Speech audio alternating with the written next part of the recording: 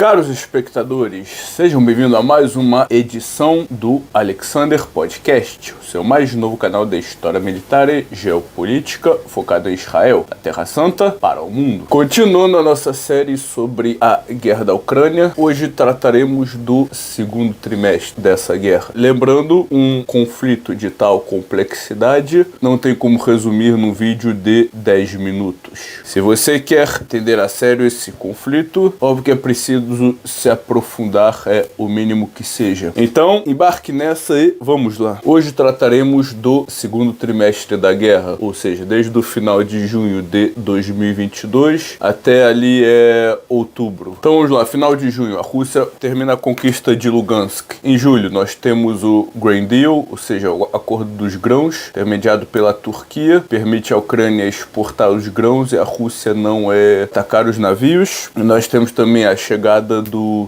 HIMARS, junho e julho, e outros sistemas de armas americanos, o que permitiu permitiu à Ucrânia conter a ofensiva russa. E nós temos no final de agosto, começa a contra-ofensiva ucraniana, uma contra-ofensiva essa que foi bem sucedida, que vai por agosto, setembro, até o mês de outubro, a qual consegue retomar os territórios ali do nordeste da Ucrânia, ao em volta de Kharkov. E nós temos então em setembro as regiões conquistadas fazem um referendo e são, portanto, anexadas à Rússia. Temos também importante episódio da explosão do gasoduto Nord Stream e temos também a mobilização de 300 mil soldados russos em setembro e até outubro, quando a ponte da Crimeia é explodida, passa uma nova fase da guerra e até a retirada russa de Kherson, lá pelo começo de novembro. Antes de começar a falar sobre o desenrolar do conflito em si, eu preciso tocar num ponto importante. Foi perguntado algumas vezes: ô Alexander, você não falou do memorando de Budapeste de 94, no qual a Ucrânia entregou armas nucleares à Rússia e a Rússia garantiu não atacar a Ucrânia. Portanto, é preciso observar 4 pontos nesse acordo de Budapeste de 94. Primeiro ponto não somente a Ucrânia, mas também a Bielorrússia e o Cazaquistão, eles entregaram as suas armas à Rússia. Pois, relembrando, em 1991 a União Soviética se desintegrou e, portanto, a maior parte das ogivas ficou ali na Rússia, mas uma grande parte ficou na Ucrânia, Bielorrússia e Cazaquistão. Com esse acordo elas foram entregues à Rússia. E o segundo ponto, mesmo que as ogivas estavam fisicamente na Ucrânia, todos os códigos de ativação e comando estavam lá na Rússia. Então, ou seja, mesmo que teoricamente a Ucrânia quisesse usar, ela não ia conseguir ativar tais ogivas. Terceiro ponto é que o próprio acordo foi apoiado e incentivado pelos Estados Unidos, em menor parte Reino Unido e França, pois também era o interesse dos Estados Unidos que a Ucrânia desse essas armas à Rússia. Pois, veja bem, caro espectador, quando você é uma potência, mesmo que se trata de uma potência rival, quando é assunto armas nucleares, você não quer que todo mundo tenha armas. Você quer que continue sendo um clube reduzido de países a ter armas nucleares. Quanto maior é o país, ou seja, mais potência, logicamente, mais é um país que age de modo racional. Ou seja, então mesmo se a Ucrânia quisesse manter essas armas, elas não ia conseguir, por tremenda pressão, principalmente da Rússia e dos Estados Unidos. E o quarto ponto, o que se pode argumentar é o seguinte: garantia a neutralidade. Só que a neutralidade quando os dois lados são neutros. E tal equilíbrio se rompeu em 2014, com o conflito do Donbass e um governo nacionalista ucraniano que chegou ao poder e começou ali a atacar os civis do Donbass, e a Rússia teve que vir intervir, gerou os acordos de Minsk, tudo mais que falamos, e que foi esse conflito, entre outros. Mas essa guerra da Ucrânia, ela é em grande parte por causa do conflito do Donbass, que não se resolveu e escalou de tal modo que tornou-se essa carnificina que estamos vendo hoje. Então, isso sobre o memorando de Budapeste de 1994. Agora, continuando. No mês de julho temos o Acordo dos Grãos. A Turquia media entre a Rússia e a Ucrânia e permite que assim navios ucranianos saiam com salvo-conduto dos seus portos ali do sul da Ucrânia para poderem importar grãos e tudo mais para o mundo afora. Foi um passo bem importante. Temos também a chegada das armas americanas do HIMARS, Attack, MS, NASAMS, Javelin, Claymore, canhão M777. Algumas dessas já chegaram antes, outros depois, mas essas armas, basicamente fazem um avanço russo parar. É preciso também aqui entender, caro espectador, que os Estados Unidos está toda hora fornecendo armas e dinheiro para a Ucrânia. Se formos ver, os pacotes de ajuda já está em mais de 100 bilhões de dólares. Mas é claro, como em toda guerra se aprende, a Rússia, que tinha seus alvos estratégicos atacados por tais armas americanas, ela aprendeu a ou deixá-los mais na retaguarda, ou então deixá-los debaixo da terra e tudo mais. Então, indo de julho, nós continuamos em agosto, e no final de agosto, tratando do lado econômico, a Rússia fecha o gasoduto Nord Stream para a Alemanha, dizendo que está se tratando de fazer manutenção técnica. Só que outra versão estabelece que, pelo fato da Alemanha estar ajudando a Ucrânia, então a Rússia ela fecha essa torneira de propósito. E ao mesmo tempo começa o contra-ataque ucraniano. Um contra-ataque que a maioria dos especialistas achavam que ele ia focar ali no sul, na região de Kherson, o que de fato houveram pequenas ofensivas lá, mas o principal alvo acaba sendo na frente nordeste, ao redor de Kharkov, e assim a Ucrânia consegue liberar as cidades de Izium, Kupiansk, Krasny Liman e outras. E tal contra-ofensiva vai até outubro. E o que nós temos no final de setembro? Nas regiões conquistadas pela Rússia, ela faz um referendo. Qual pergunta se os cidadãos se eles querem se juntar ou não à Rússia. Nas regiões de Lugansk, Donetsk, Kharkov e, incrivelmente, pela contagem oficial, Lugansk 98,42%, Kherson 87,05%, Zaporozhia 93,11%, Donetsk 99,23%. Pô, Alexander, você acha que esses votos foram sérios mesmo? Será que não houve fraude aqui? Mas é claro que houve fraude, caro espectador, só que é como dizia Stalin, não importa quem vota, importa quem conta os votos. Além do mais, nós estamos falando aqui de territórios conquistados na guerra, ou seja, você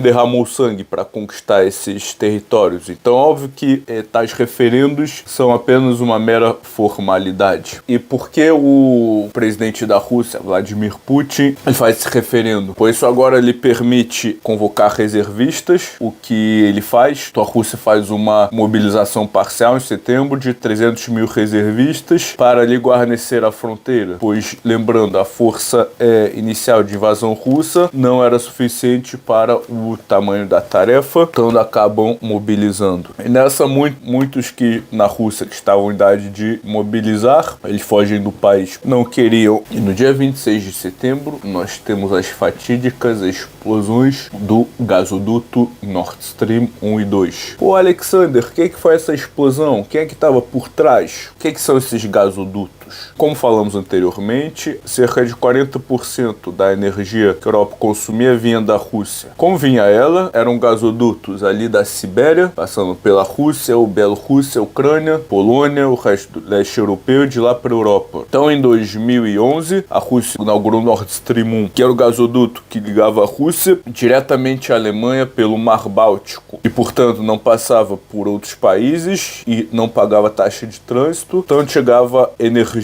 em grande quantidade num bom preço para a Alemanha. E em 2021 completou-se a construção do Nord Stream 2. Apesar de não ter sido ativada, tal gasoduto, Nord Stream 2, ele permitiria à Alemanha praticamente dobrar a sua importação de gás e até vender o que sobrava. E os Estados Unidos, ele sempre falou contra isso. Mas, pô, Alexander, os Estados Unidos não é aliado da Alemanha? Sim e não. O respeitado jornalista Seymour Hersh, ele fez o relatório que afirma o seguinte: quem plantou explosivos nesses gasodutos foram os Estados Unidos, junto com a ajuda da Noruega, durante os exercícios navais Baltops, em junho de 2022. Exercícios esse da OTAN no Mar Báltico, qual deram cobertura para fazerem tais ações, só que eles colocaram o detonador para só alguns meses depois, para não parecer que foi eles que fizeram. Finalmente somente no dia 26 de setembro, tais explosivos são ativados e os gasodutos são explodidos, causando um grande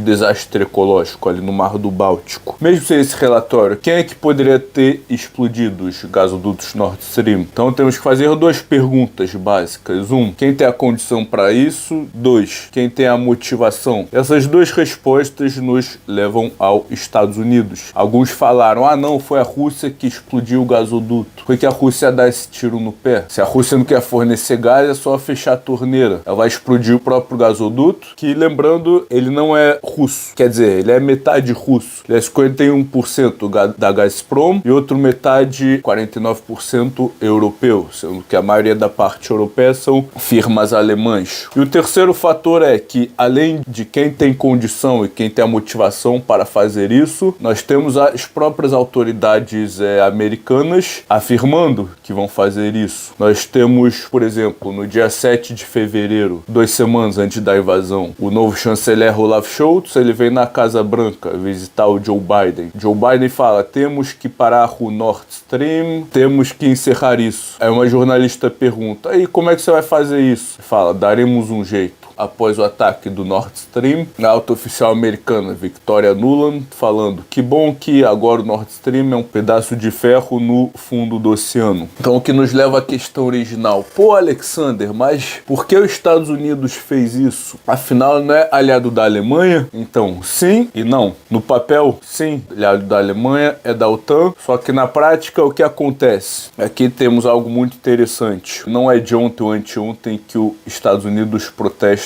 contra o fornecimento de gás barato para a Europa, principalmente para a Alemanha. Isso já tem alguns anos. Porque o que os Estados Unidos entende? Ele entende o seguinte, que a Alemanha ela é uma potência industrial, porém, sem energia barata, você não consegue fazer nada. Portanto, ele entende que a combinação de energia barata russa mais a potência industrial Alemanha, a qual é potencialmente a líder da Europa, era uma união muito forte. Uma união essa que não servia aos interesses americanos. Portanto, ao explodir tais gasodutos Nord Stream, ele corta essa ligação e, portanto, corta qualquer possibilidade que a Rússia ainda tem de manter pressão sobre a Europa, ao ameaçar cortar o fornecimento de gás, pois agora não tem mais como fornecer de qualquer maneira. Tanto agora a Alemanha ela precisa ou trazer gás liquefiado dos Estados Unidos, custa muito mais caro. E também uma outra curiosidade, alguns dias depois de tal explosão, foi inaugurado um gasoduto da Noruega para a Polônia, que também vende essa energia para a Alemanha, só que muito mais caro. Então é isso que eu digo, caro espectador, não existe bonzinho nas relações internacionais. Todo mundo aqui tem interesse. Aí você fala, pô, Alexander, e por que? Então se foi Estados Unidos, por que a Alemanha não falou nada? Pois se você fala, isso lhe obriga a lidar com o problema. Agora, já se você não fala sobre o assunto, isso lhe permite ignorar o assunto, geopoliticamente falando, dizer que, não sei, foi aquele ou outro país e assim ficar por isso mesmo. Então, continuando para o mês de outubro, temos o fatídico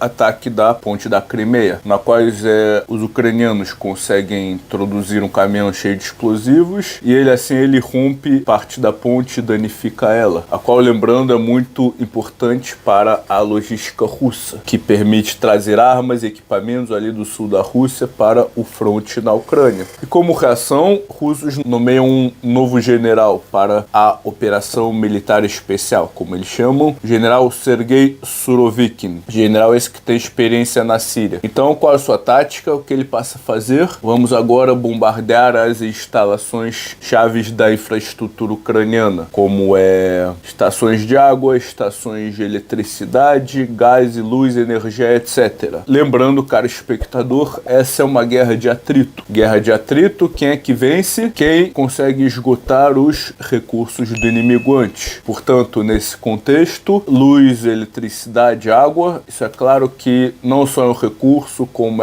vamos dizer, a mãe dos recursos. pois sem isso você não faz nada, sem água, combustível, luz e tudo. Bom, chegamos agora à conclusão e temos alguns pontos a concluir. Como eu havia falado no vídeo anterior, temos a versão de que os Estados Unidos, ele ao longo desses anos, quis e provocou essa guerra. E finalmente, com essas explosões do Nord Stream, nós conseguimos entender, pois assim ele está rompendo a ligação da Rússia com a Europa, e isso permite, de certa forma, se a Europa está ainda sob influência americana. Pois, lembrando, para que serve a OTAN? Quando a OTAN foi criada, em 1949, ela era uma aliança contra o mundo comunista, que era a União Soviética e aqueles países do leste europeu, da Cortina de Ferro. Só que aí depois que acabou a Cortina de Ferro, acabou a União Soviética, e ela continuou se expandindo. Esses foram os motivos da guerra. Então se pergunta, tá, então para que ela serve? Ela serve como instrumento de dominação dos Estados Unidos sobre os europeus. Essa na visão americana. Ou seja, como o meu método de manter o meu, não é dominar, mas com o método de influência americano para os europeus. Para os europeus servem como uma aliança na qual eles permitem gastar menos com defesa, pois eles estão ali garantidos pela OTAN. Mas como também explicamos, o grande problema disso é que, como os Estados Unidos é o líder da OTAN, então provavelmente você vai seguir os interesses americanos, que não é propriamente os interesses europeus. E ainda assim o conceito de interesses europeus é algo relativo, pois o interesse de Portugal é um, da Alemanha é outro, da Polônia é outro, da Itália, da Suécia e aí tudo mais. Então esse é o primeiro ponto. O segundo ponto é o seguinte, eu aqui de propósito no vídeo eu não trago sobre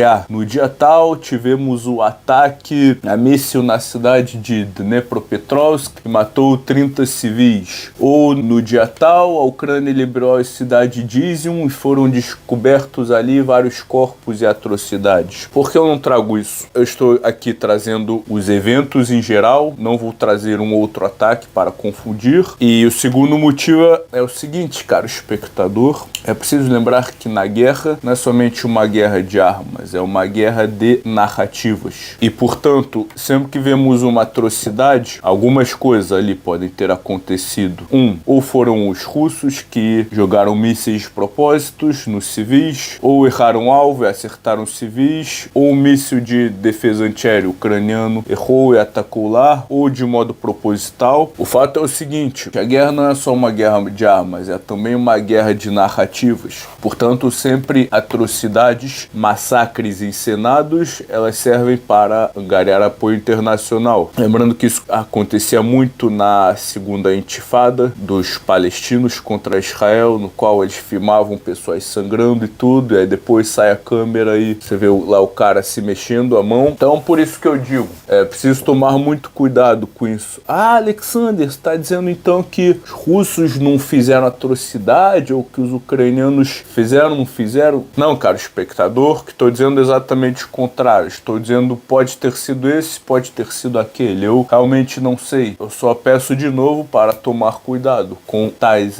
narrativas, pois existe muito fenômeno de fake news ou vítimas encenadas, o cara que se posa ali de morto para a câmera, depois que a câmera sai, o cara se levanta e aí isso vai para mídia mundial e as imagens saem na internet, causa aquela comoção tudo, quando é na verdade um teatro. Então, por isso, repetindo, se queremos analisar seriamente o conflito, preciso tomar muito cuidado com esse tipo de notícia. O que também precisamos perguntar, qual seria a motivação desse ou daquele lado para fazer isso. E o que você acha, caro espectador? Deixe nos seus comentários. E por último ponto, a conclusão é que após o mês de outubro, que temos o ataque na ponte da Crimeia e a Rússia atacando com mísseis às instalações ucranianas, o exército russo ele resolve recuar da cidade de Kherson, toda a margem direita do rio Dnieper, pois eles entenderam que já não era sustentável tal posição, os ucranianos atacavam as pontes, portanto o mais inteligente seria eles recuarem. Isso nos leva a concluir que na guerra hoje em dia, assim como antigamente, aquele que está à frente é aquele que age com a razão, que fala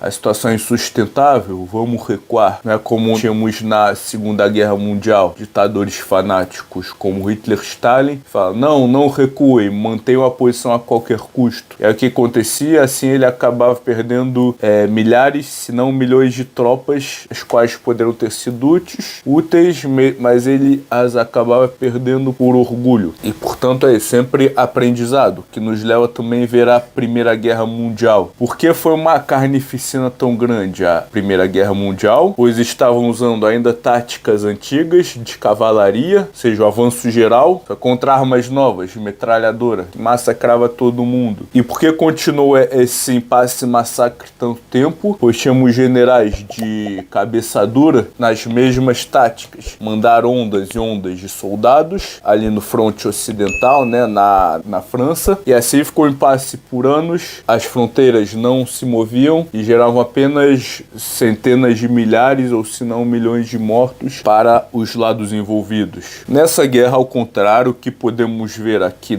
principalmente da Rússia e também em certa parte da Ucrânia, é que eles estão toda hora aprendendo. Estão toda hora aprendendo com a guerra, como melhorar suas táticas e tudo. Podemos ver que, por exemplo, o exército russo que invadiu a Ucrânia em fevereiro de 2022 e esse mesmo exército, um ano depois, já é um exército totalmente diferente. Novas táticas, novos comandos, novos agrupamentos, diferentes forças que são empregadas em diferentes cenários. E é por isso que, inclusive, a Rússia ela tem uma taxa de baixas pelas estimativas mais conservadoras de 1 a 5, ou seja, para cada russo 5 ucranianos mortos, ou então de 1 a 10. Pô, Alexander, por que tudo isso? Pois a Rússia tem muito mais artilharia do que a Ucrânia, e lembrando que nessa guerra a grande maioria das baixas são por artilharia. Aquilo que você vê, aquele vídeo no Telegram na trincheira, o russo contra o ucraniano, isso é uma pequena parte. Grande parte é artilharia e, de novo, aprender. Sempre aprender, ter cabeça aberta e não deixar o orgulho corromper a pessoa e assim fazer gastar vidas à toa de soldado. Que, aliás, quando falo aqui, que é o que está acontecendo contra a ofensiva ucraniana, uma contraofensiva. Agora, em junho de 2023, os ucranianos, eles reuniram equipamentos ocidentais, deram treinamento básico para os seus soldados, estão tentando avançar ali em Zaporozhia. Só que acontece que você tem ali as russas profundas de defesa, pelo menos 4 linhas. Fizeram ganhos significantes para baixas muito altas. Mas, pô, Alexander, por que isso? Pois provavelmente o motivo é político, pois a Ucrânia ela precisa mostrar aos seus aliados da OTAN que ela ainda é capaz de lançar ofensivas. Então é isso. Para concluir, caro espectador, quem age com a cabeça e humildade tende a prevalecer, e quem age com ego e orgulho tende só a perder e sacrificar vidas inutilmente. Certo? Encerramos nosso programa aqui por hoje. Lembrando, o patrocinador desse vídeo é o meu site de fotografias. Veja esta belezura, a Montanha Yuri no Quirguistão. Portanto, quadros como esse você pode ver no meu site ou contacte o WhatsApp aqui embaixo para promoções e pacotes especiais. Curtiu? Gostou do programa? Deixe o seu like, compartilhe com a rapaziada, deixe o seu comentário, inscreva-se no canal tanto para estar à frente na conversa da faculdade como na conversa da rapaziada. Ajude o nosso canal a crescer. Tem o nosso Pix aqui embaixo para quem quiser contribuir. Será muito bem-vinda ajuda. Até o próximo encontro. Deixe nos seus comentários o que você gostaria de ver. Aceitamos sugestões de temas globais e principalmente temas sobre Israel. E lembrando, a nossa missão é lhe trazer conhecimento. Não importa se você apoia esse lado ou aquele lado. Por quanto eu possa ter lhe acrescentado no seu entendimento, eu me sinto satisfeito. Então é isso. Ficamos aqui com essa edição do programa. Até a próxima, caro espectador. Shalom, Leitraot.